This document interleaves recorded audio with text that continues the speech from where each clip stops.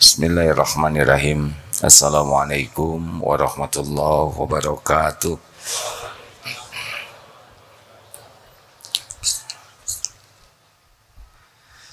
Alhamdulillahi rabbil alamin. Alhamdulillahilladzi khalaqal mauta wal hayata liyabluwakum ayyukum ahsanu amala wa huwal azizul ghafur. Allahumma salli wa sallim wa barik ala Muhammadin wa ala alihi wa ashabihi ajma'in.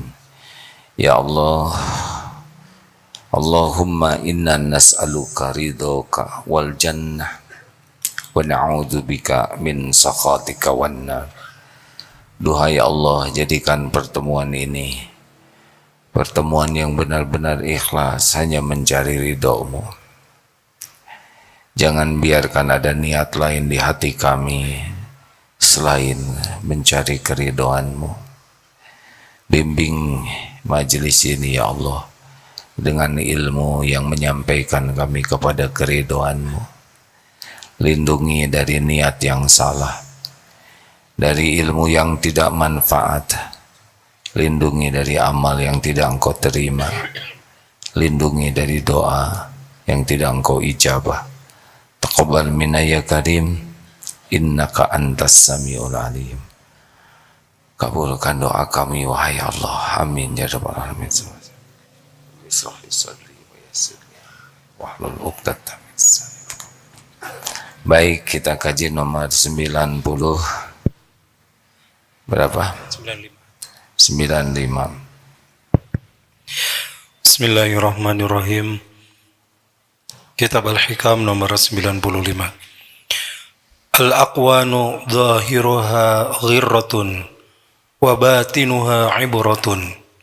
Fan-nafsu tanzuru ila zahiri ghirratiha wal qalbu yanzuru ila batini ibratiha.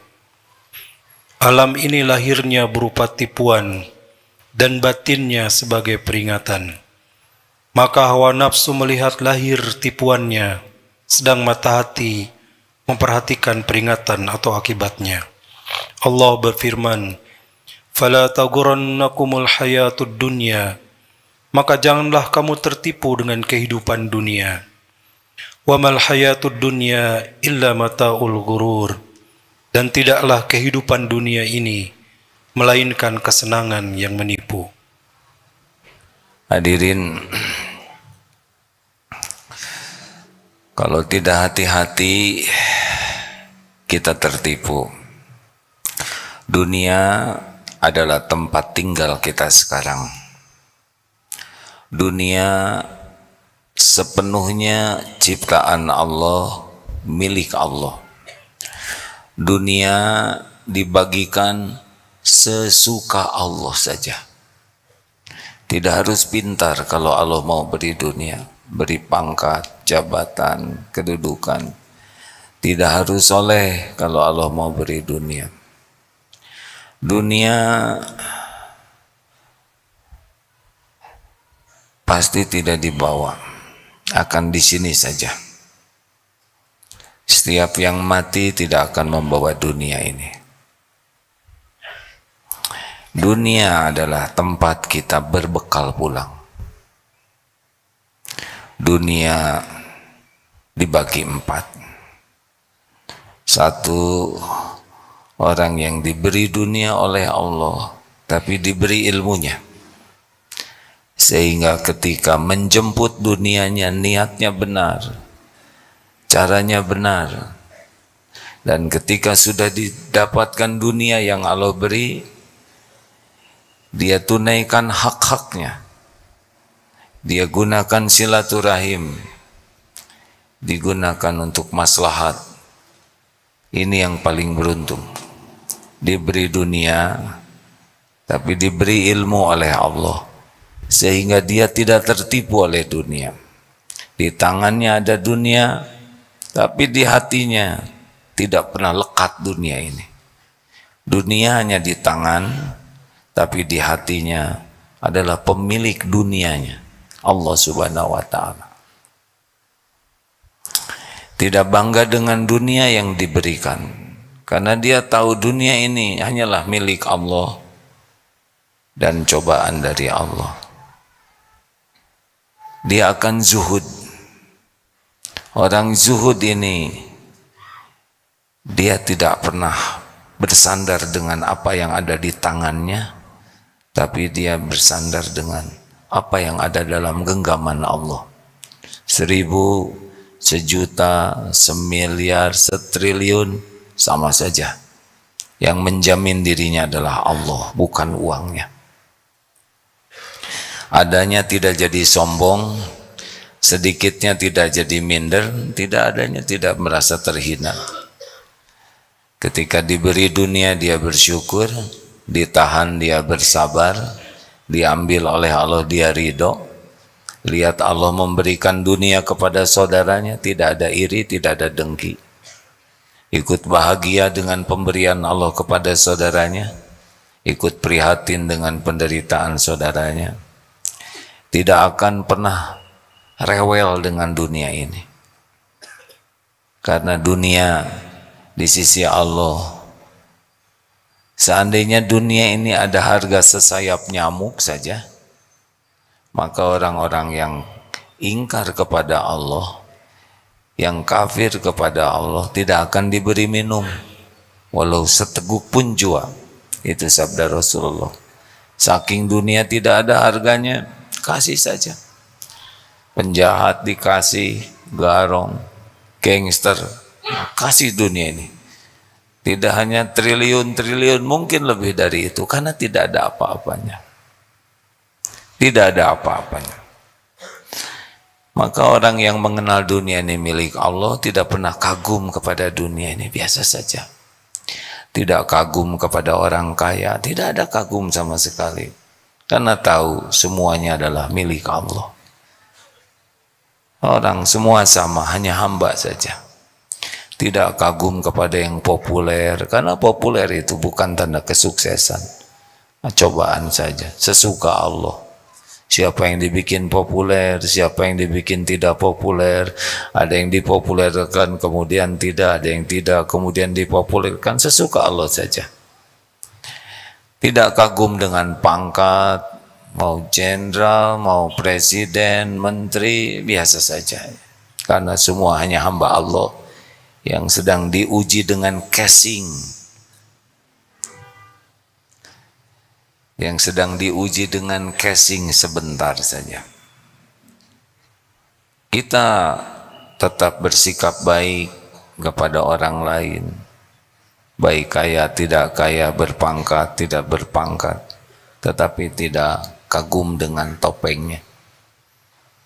Itu nyaman sekali hidup, tidak ada meremehkan, tidak merendahkan, tapi tidak ada kekaguman. Karena kita tahu, seperti ada santri lalu dititipi pakaian ini, dititipi ya, sedang acara drama begitu di panggung, santri dititipi ini jadi Jenderal Sudirman, dititipi ini jadi menteri, ini dititipi, hanya acting sebentar, jadi tidak usah kagum.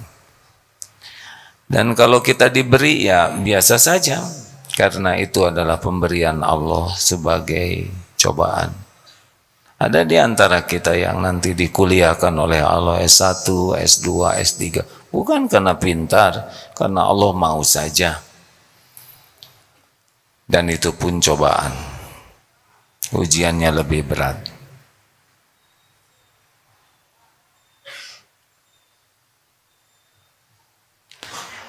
Ada juga yang tidak dikasih dunia, tapi diberi ilmunya oleh Allah.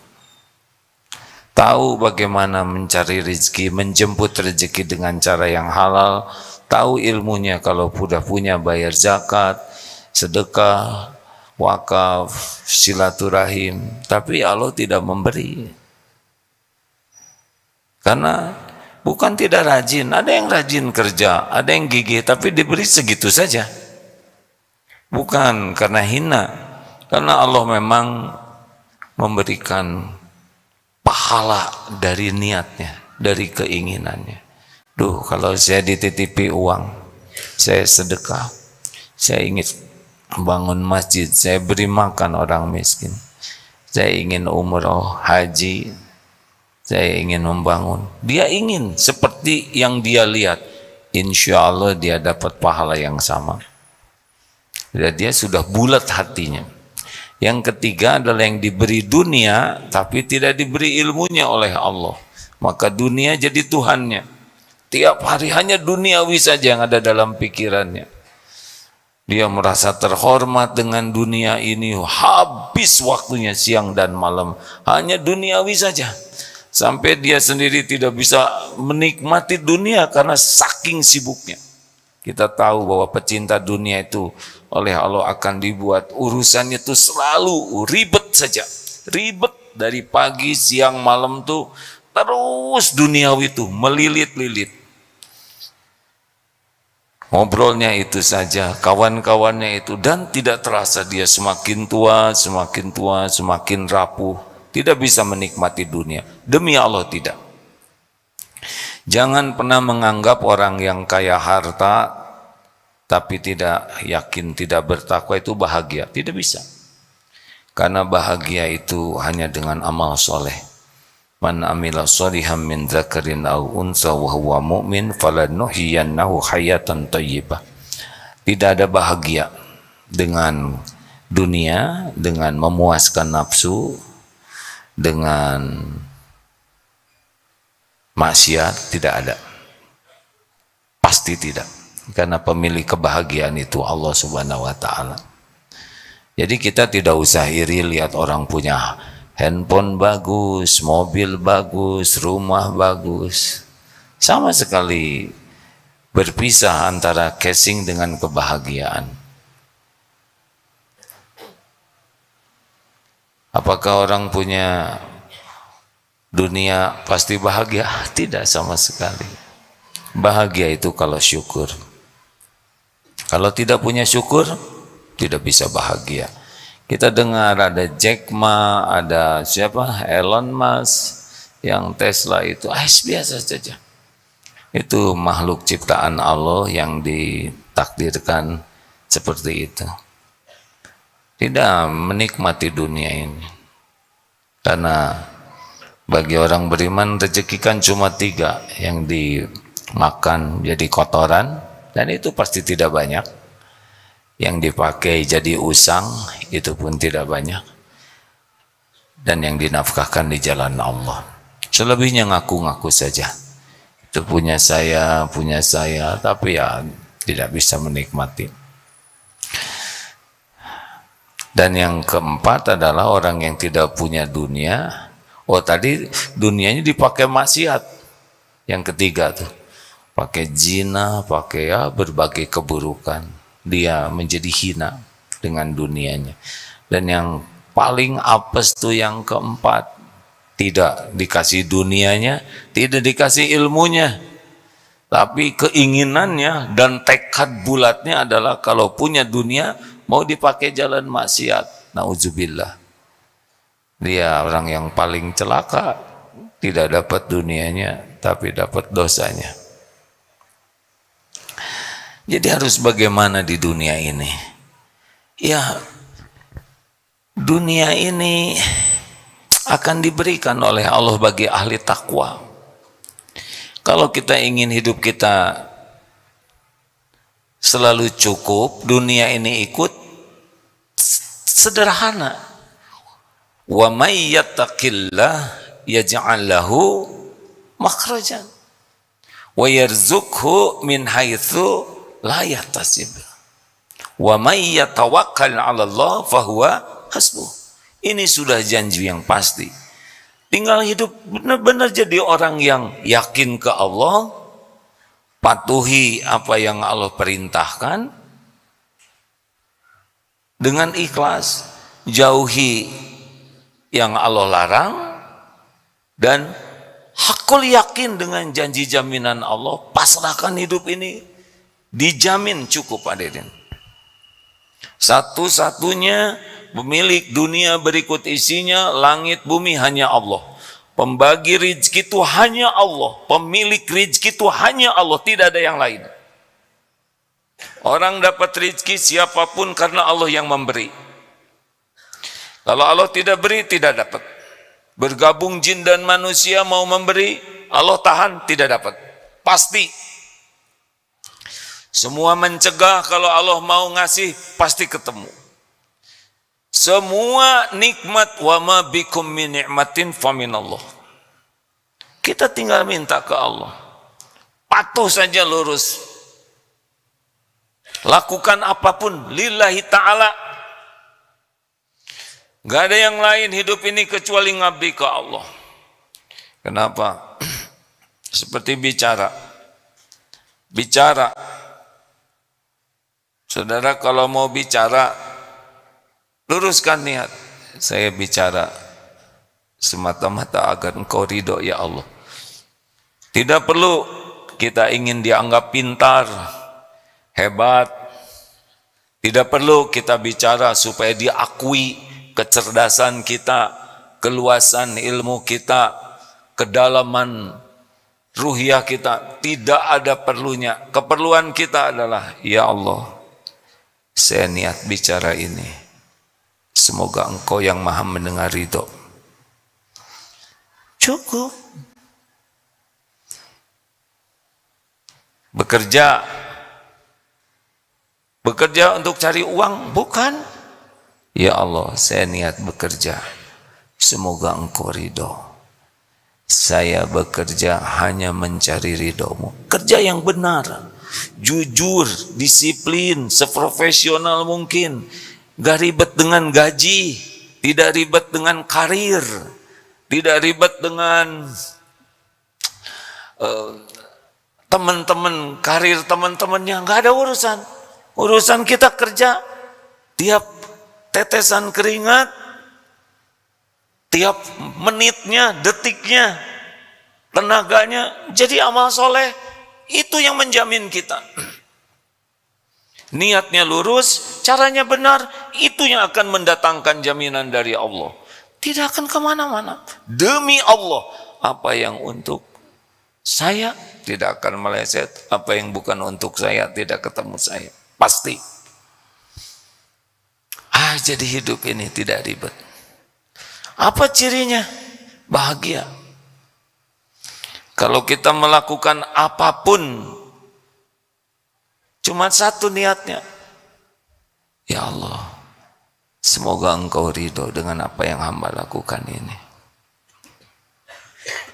Allah pasti tahu niat kita, dan Allah akan memberikan. Beda rasanya. Salat barusan, tidak semua orang wudu dengan niat, ya Allah, saya berwudu karena engkau memerintahkan wudu. Ya Allah, saya berwudu karena Rasulullah pun mengajarkan berwudu.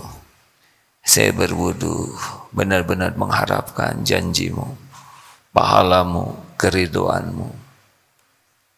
Rasakan bedanya wudu dengan niat seperti itu. Mesti wudu itu lebih enak. Terasa gugurnya dosa, semoga seperti itu dari berjatuhannya air, dibanding dengan wudu tanpa niat mencari keridhaan Allah. Percayalah hadirin, beda wudunya.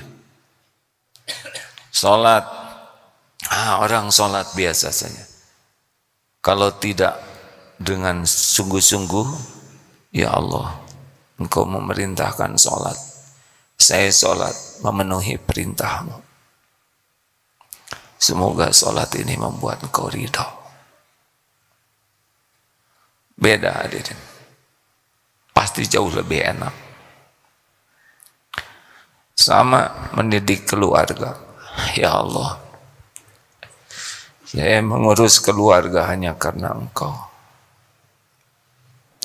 bukan untuk dianggap suami yang baik, bukan untuk dikagumi anak-anak, bukan untuk diterima kasihi istri, bukan supaya anak-anak bisa balas budi. Tidak, saya lakukan semua ini hanya karena engkau. Engkau yang mengamanahkan keluarga ini.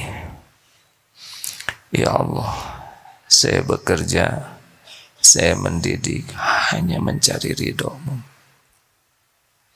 Belum tentu kita diterima kasihi, belum tentu anak yang kita didik balas budi, menghargai. Tidak apa-apa, lakukan saja terus, karena memang kita bukan mencari penghargaan makhluk.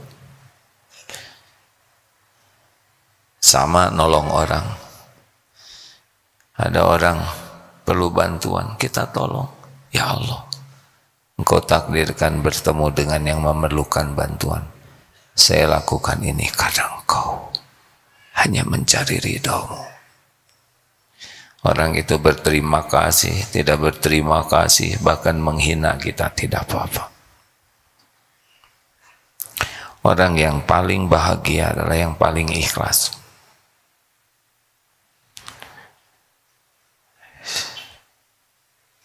Harus selalu diniatkan. Di dunia juga begitu. Berdagang, kita baik ke pembeli, bukan supaya laku. Rezeki kita Allah yang mengatur. Kita baik ke pembeli, karena Allah suka kita baik. Ya Allah, saya perlakukan mulia para pembeli ini agar Engkau ridho. Dia jadi beli, dia tidak jadi beli, dia jadinya beli ke sebelah kita, oh tidak ada masalah. Karena yang kita cari adalah Allah Subhanahu wa Ta'ala. Masya Allah hadirin.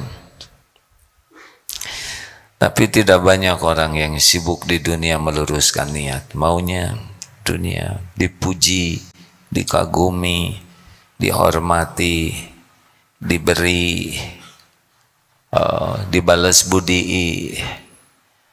Ini membuat kita tidak pernah bahagia di dunia ini. Ada orang yang hidup ini tidak pernah merasakan bahagia sama sekali, karena dia memang tidak mencari Allah Subhanahu wa Ta'ala. Carinya adalah makhluk saja, duniawi saja. Dunia tidak akan kemana-mana. Ihris ala ma yanfa'uk. Bersemangatlah dengan apa-apa yang bermanfaat bagimu. Wasta'in billah, dan mintalah tolong kepada Allah. Wala ta'jaz, jangan lemah, malas. Semangat terus, doa yang banyak. Ya, tapi kita inginkan adalah diterima. Ketemu hadirin, dengan rezeki kita ketemu. Wa ma min dabbatin fil ard illa 'alallahi rizquha. Dan tidak ada satupun makhluk yang melata di bumi ini kecuali Allah yang menjamin rezekinya. Tidak ada satupun kecuali Allah yang menjamin. Makanya jangan risau dengan dunia ini. Jangan kagum, jangan risau, jangan ribet ya. Kalau belanja, ya sudah, kita mengantarkan rezeki orang lain. Piring pecah, ya sudah, tidak apa-apa.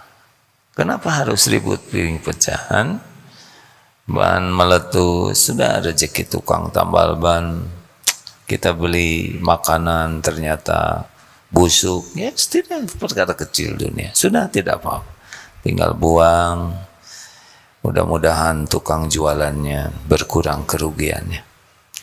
Tidak usah bertengkar dengan duniawi ini. Di rumah masalah uang habis, harus bayar ini itu, biasa saja.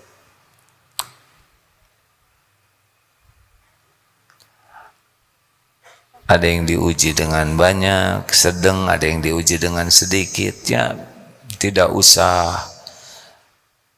Jangan urusan duniawi ini mengotori hati, membuat kita jadi berakhlak jelek. Biasa. Saudara ngelamar kerja, tidak diterima, ya sudah, tinggal lamar lagi yang lain. Tidak usah pakai ribet-ribet ya. Sekarang punya ini, butuh anak sekolah, harus jual ini, jual saja dengan ringan, tanpa harus lengket dunia itu di hati. Rasulullah SAW ketika orang datang dan beliau memberi emas itu, mengambilnya itu tidak dilihat dulu, gerawuk saja, kasih saja. Seperti makanan dikasih roti, emas juga begitu saja, karena sama saja. Jangan merasa tambah tabungan, tambah senang.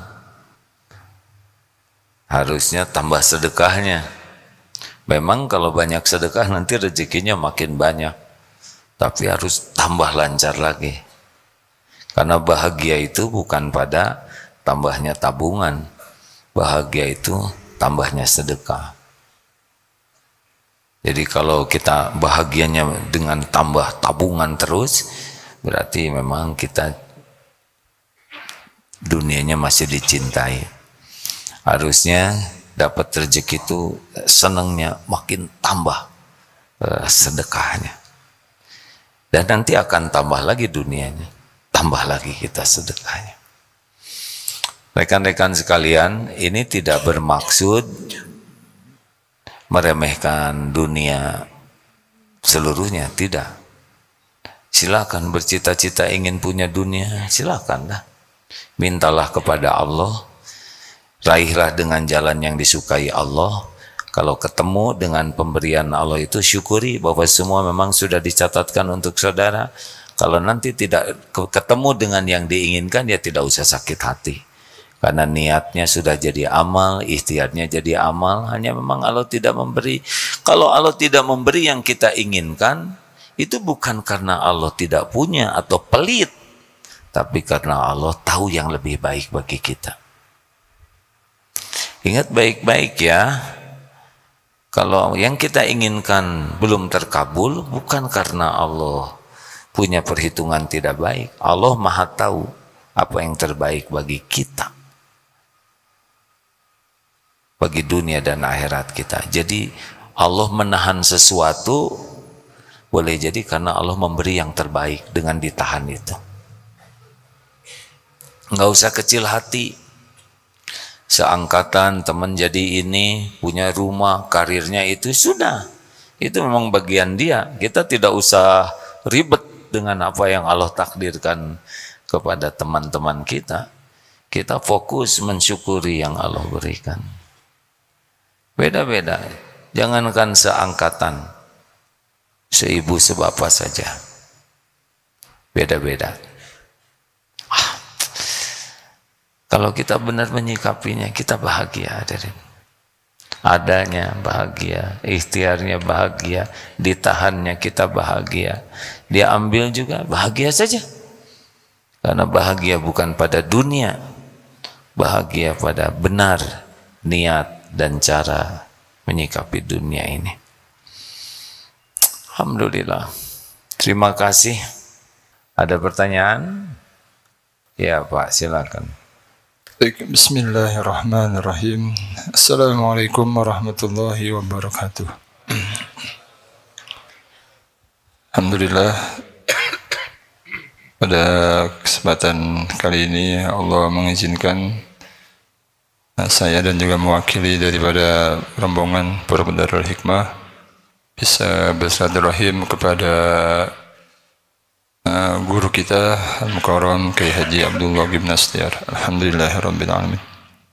Pada kesempatan mulia ini izinkan saya bertanya tentang khususnya kami selaku Dewan Guru nih Pak Kiai, bagaimana cara gitu ya, bagaimana tips terbaik untuk menjadi guru, bagaimana ya cara mendidik yang tepat untuk membimbing para santri kami untuk menjadi anak-anak yang soleh dan solehah.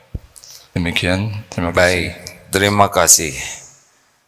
Bagaimana selaku guru, selaku orang tua terhadap murid dan anaknya? Satu, kita harus tahu bahwa kita tidak bisa merubah siapapun.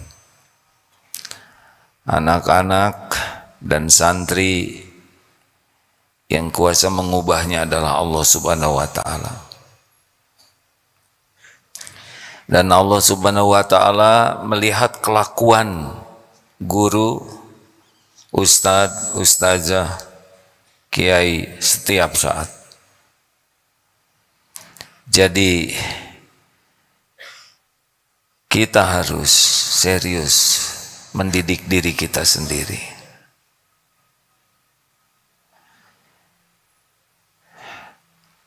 Agar Allah memilih kita jadi jalan santri berubah jadi baik. Harus lebih kuat memikirkan kesolehan diri daripada kesolehan santri.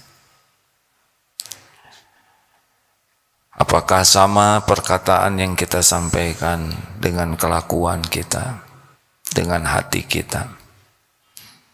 Kita banyak menasehati murid, tapi apakah nasihat itu mempan kepada diri sendiri atau tidak? Allah menyaksikan kelakuan setiap guru, tahu pikirannya, tahu lirikan matanya, tahu isi hatinya. Jadi guru itu adalah mati-matian memperbaiki diri. Jadi seorang guru harus lebih banyak air mata tobat. Karena boleh jadi banyak kita bicara bagus, tapi kelakuan kita tidak sesuai dengan apa yang kita nasihatkan kepada keluarga, kepada anak. Maka jadi guru harus banyak menangisi dosa. Kabura maqtan 'indallah an taqulu ma la taf'alun. Amat besar kemurkaan di sisi Allah bagi yang berkata-kata tapi dia sendiri tidak melakukannya. Ini hati. Yang kedua, harus sekuat tenaga jadi contoh. Nasihat terbaik seorang guru adalah keteladanan. Tidak ada artinya hebatnya nasihat kalau dirinya tidak jadi contoh baik. Maka pertanyaan seorang guru yang selalu harus ada, saya memberikan keteladanan apa? Saya memberi contoh apa? 3, benar-benar mendidiknya itu harus dengan penuh kasih sayang dan keikhlasan. Apakah guru ini acting di depan muridnya, ingin dianggap guru hebat, ingin dikagumi muridnya, ingin dianggap guru pintar? Kalau gitu dia tidak ngajar, ya. Kalau gitu dia sedang acting saja di depan muridnya. Harus ikhlas kita melakukan ini karena Allah menitipkan murid. Makin ikhlas, makin kuat daya gugahnya. Makin sayang, makin dalam rasa sentuhnya. 4, seberapa banyak kita mendoakan. Karena yang membulak-balik hati adalah Allah. Bukan kepintaran, bukan strategi. Strategi kepintaran itu amal soleh saja. Berapa banyak mendoakan murid-muridnya. Seberapa sungguh-sungguh. Di antaranya itu, ya. Kalau guru dengan murid sama-sama meninggal, usia murid lebih muda, dosanya lebih sedikit dibanding kita yang sudah tua. Maka jangan merendahkan murid-murid. Murid jangan merendahkan guru, karena guru sudah lebih tua, amalnya sudah lebih banyak. Murid yang tidak tahu sopan santun tidak akan berkah, ilmunya tidak manfaat. Kurang lebih begitu. Ada pertanyaan lain? Silakan Bu. Assalamualaikum warahmatullahi wabarakatuh. Hakim yang saya hormati dan saya cintai, ini wakil dari PMK Angkatan Tua-tua AA. Apa ini PNH? PMK. PMK. Oh iya, alhamdulillah. Angkatan 56. Satu yang akan saya tanyakan AA, bagaimana caranya kita bisa mendidik anak kami besok, karena kami itu sudah 60 ke atas, ridho meninggalkan anak dan cucu kita supaya dia selalu di jalan Allah. Dan yang kedua, bagaimana caranya kami menata hati untuk menghadapi supaya besok kita para pencari Allah ini bisa meninggal dengan husnul khotimah yang selalu kita impi-impikan. Hanya itu, Pak Hakim. Terima kasih. Wassalamualaikum warahmatullahi wabarakatuh. Waalaikumsalam warahmatullahi wabarakatuh. Pertanyaan pertama, bagaimana mendidik anak? Begitu Bu? Iya, iya Ustaz. Iya. Iya. Jawaban yang tadi, ya Bu. Jawaban yang tadi. Halo. Iya. Tadi sudah disampaikan sebelumnya bagaimana mendidik anak dan santri, ya. Ini mohon maaf, nuwun sewu Ustadz Hakim, Pak Kiai Hakim, karena saya sudah tua, anak saya juga sudah tua dan punya anak cucu, mungkin lain dengan pendidikan di sekolah-sekolah. Ini pendidikan kehidupan, karena dia juga sudah mencari rezeki sendiri dan mungkin akan lupa dengan akhiratnya. Mungkin dia dengan dunianya untuk mencari dunia itu. Jadi bagaimana? Jadi kita besok meninggalkan dia itu tidak memikirkan dunia saja gitu loh. Iya Bu. Satu, tobat. Satu apa Bu? Taubat. Ya, jangan-jangan anak-anak lupa ke Allah karena kita yang salah mendidik dari awal. Oh gitu ya Ustadz. Ya. Betul Ustadz. Ya, yang kedua Ibu jadi contoh bagaimana tidak cinta dunia, hidup penuh ketenangan di dunia, walaupun tidak atau punya dunia tapi tidak cinta, tidak ribet dengan urusan dunia. Okay. Yang ketiga, Ibu harus banyak komunikasi dengan anak, ngobrol dari hati ke hati, tidak harus dalam bentuk nasihat. Yeah. Yang keempat, doa yang banyak. Setiap ingat anak, kirim doa, karena Allah lewat Rasulnya janji, la yarudu qada illa doa. Tidak ada yang bisa menolak, mengubah takdir selain doa. Gitu ya Ustadz. Iya Bu. Jadi kita tidak bisa ikut campur rumah tangganya, karena tidak bisa memberi nasihat-nasihat, karena saya juga minim agama, tapi juga hanya berdoa gitu Ustadz. Ya, doa lebih kuat daripada nasihat Bu. Ya. Kalau nasihat kita saja jarang kita patuhi, tapi doa dengan ikhlas, sungguh-sungguh disukai Allah. Oh begitu ya Ustadz. Ya. Iya. Terus yang kedua Ustadz. Yang kedua nanya apa tadi Bu? Yang kedua, supaya kami kan sudah ingin husnul khotimah. Karena husnul khotimah itu artinya akhir yang baik. Iya, betul Ustadz. Karena kita tidak tahu kapan akhirnya, maka kalau ingin husnul khotimah, setiap saat saja jadi orang baik. Pikirannya baik, perkataannya baik, melihatnya yang baik, mendengar yang baik, berbuat baik, terutama hatinya baik. Jangan biarkan kita berbuat yang tidak baik. Kapanpun kita meninggal, tidak apa-apa, terserah Allah. Yang penting kita meninggal dalam keadaan baik. Allah akan mewafatkan seseorang sesuai dengan kebiasaannya.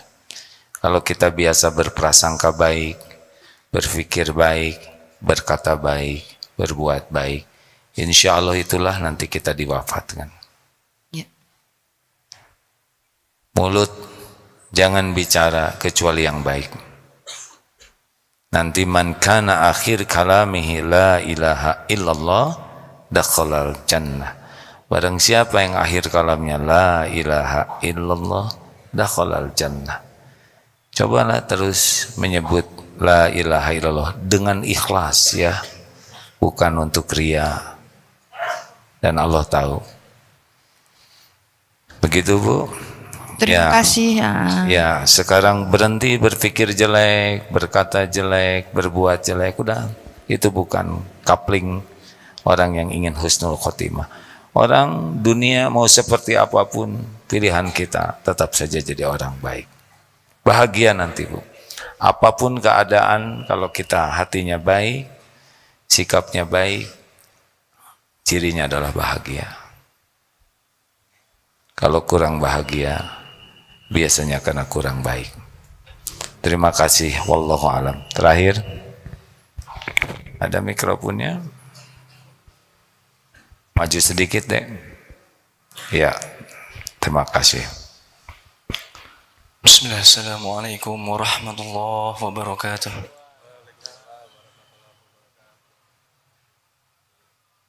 Yang saya hormati Agim, saya ingin bertanya, bagaimana cara bagi kami generasi muda masa sekarang untuk tetap berpegang teguh pada perintah Allah dan sunnah Nabi di tengah kemajuan teknologi yang sangat pesat ini, serta menyesuaikan diri terhadap teknologi tersebut. Sekian. Baik, terima kasih. Bagaimana generasi muda untuk tetap soleh dan semakin soleh di zaman teknologi begini?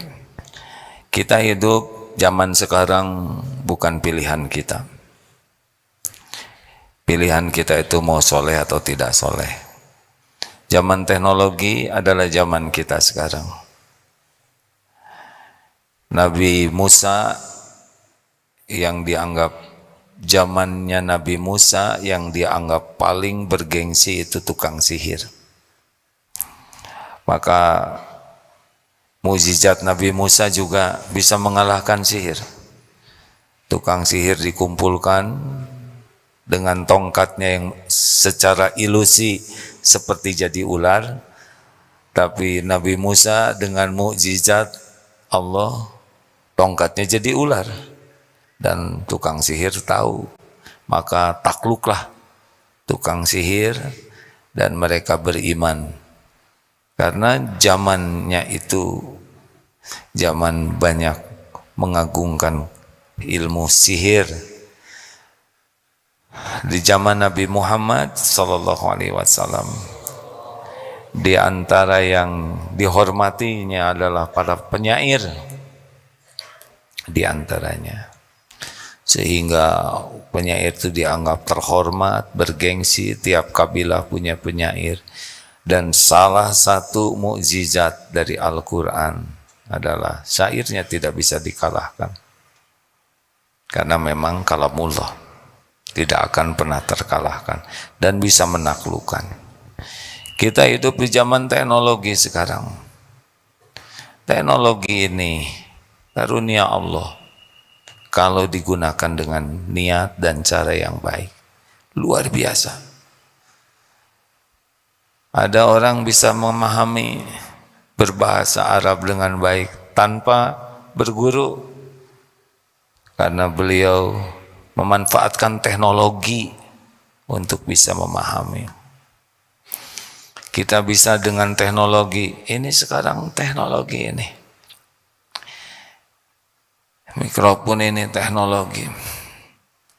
Ini menyebar ke seluruh dunia dengan teknologi. Di rumah, di jalan, bisa menyimak acara ini. Luar biasa. Bisa menyelam ke dalam lautan tanpa basah. Tahu makhluk-makhluk di laut dengan teknologi. Bisa ke dekat kawah dengan lava yang mendidih tanpa kepanasan, tanpa membahayakan. Bisa melihat bintang di langit tanpa melepaskan kaki dari bumi ini. Bisa menjelajah hutan belantara, bisa berdekatan dengan binatang buas, bisa melihat sel-sel yang tak pernah diketahui sebelumnya oleh kita, bisa mengetahui kutub. Wah, dahsyat sekali teknologi. Tapi saat yang sama maksiat sekejap itu bisa nampak lewat teknologi. Surat Yusuf ayat 53. Ini ujiannya. Maaf ya sebentar saya. Jadi kita pahami ini, mudah-mudahan lebih mudah bagi kita untuk bisa. A'udzubillahi minasyaitonirrajim. Wa ma ubarri'u nafsi. Innan nafsa la'ammaratun bisu' illa ma rahimat rabbi. Inna rabbi ghafurur rahim. Dan aku tidak membebaskan diriku dari kesalahan. Ini ada yang menyebut pengakuan dari Siti Zoleha.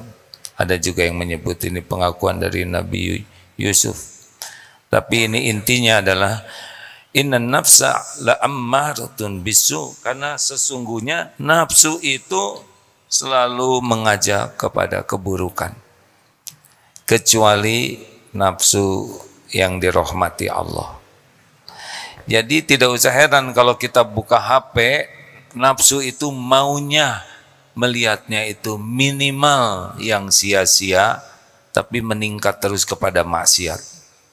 Itu maunya nafsu kita tuh begitu. Disinilah kekuatan iman itu bisa menyelamatkan. Kalau tidak, ini jinah terus di sini. Matanya berjinah, pikirannya berjinah, terus melihat. Indonesia ini tertinggi di dunia membuka HP 5,5 jam terus begini setiap hari. 5,5 jam, luar biasa rekornya orang Indonesia. Terbuang waktunya, uangnya, ibadahnya. Dan kalau orang sudah senang melihat maksiat di sini, dijamin dia akan malas ibadah. Dijamin dia akan senang melihat yang haram itu menjadi sesuatu yang disukai, dan yang halal itu menjadi sesuatu yang tidak disukai oleh dia. Jadi efek terbesar teknologi adalah memudahkan orang mengikuti hawa nafsunya. Harus kuat disiplinnya. Bagaimana? Nah, harus minta ke Allah. Allahumma atin nafsi taqwaha wa zaqiha anta khairu man zakaha anta waliyuha wa maulaha. Ini diantara doanya supaya nafsu ini oleh Allah dibuat takwa dan dibersihkan. Dan hanya Allah lah yang kuasa membersihkan, yang melindungi, yang menjaga jiwa kita ini Allah. Qad aflaha man zakaha wa qad khaba man dassaha. Kalau kita kurang doa, maka nafsu ini akan membuat teknologi itu hanya memuaskan nafsu saja.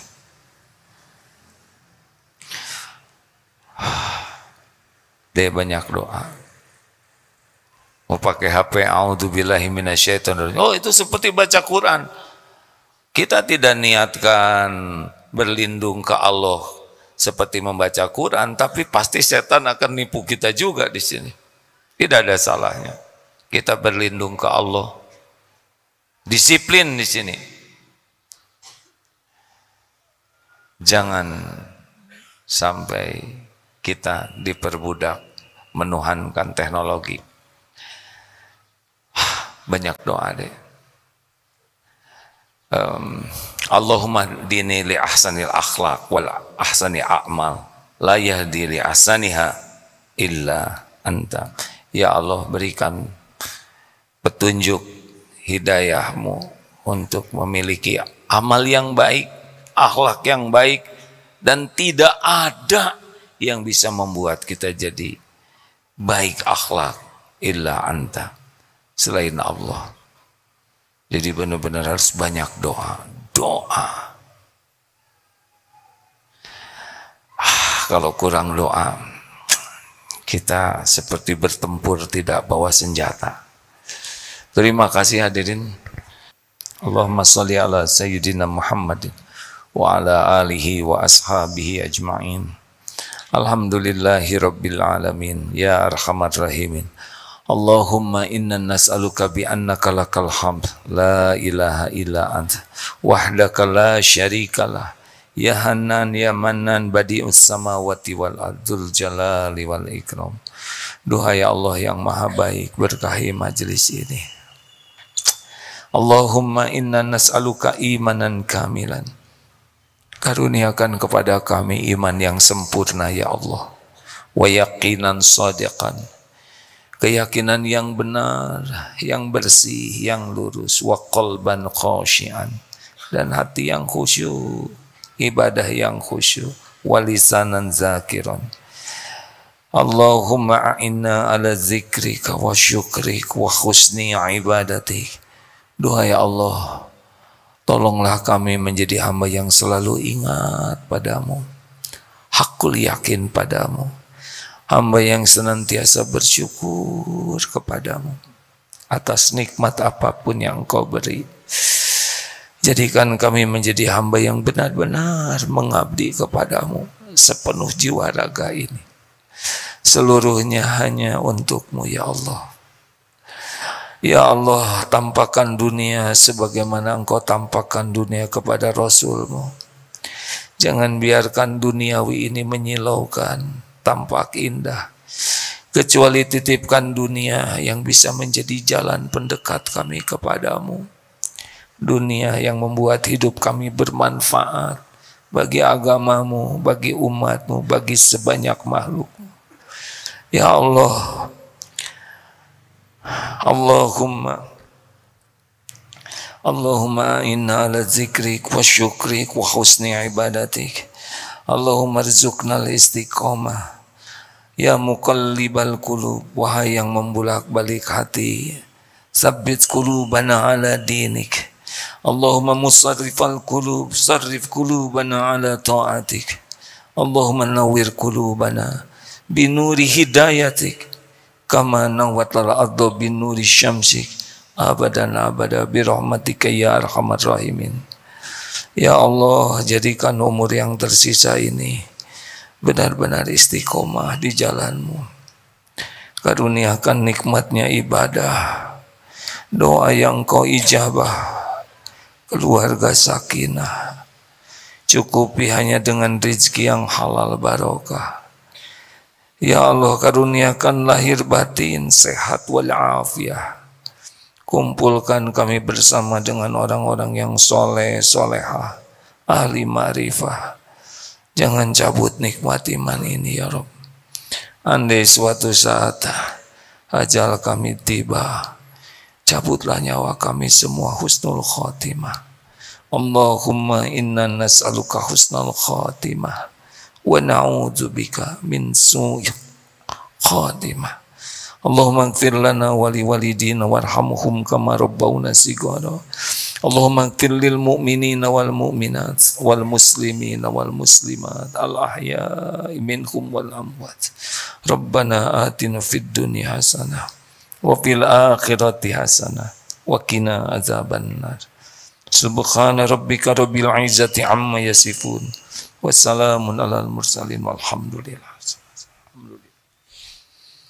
Allah maha menatap, maha dekat, maha mendengar. Semoga dikabulkan. Terima kasih. Kita tutup doa akhir majlis. Subhanakallahumma bihamdik. Asyhadu alla ilaha illa anta. Astaghfiruka wa atubu ilaik. Alhamdulillah. Terima kasih. Assalamualaikum warahmatullahi wabarakatuh.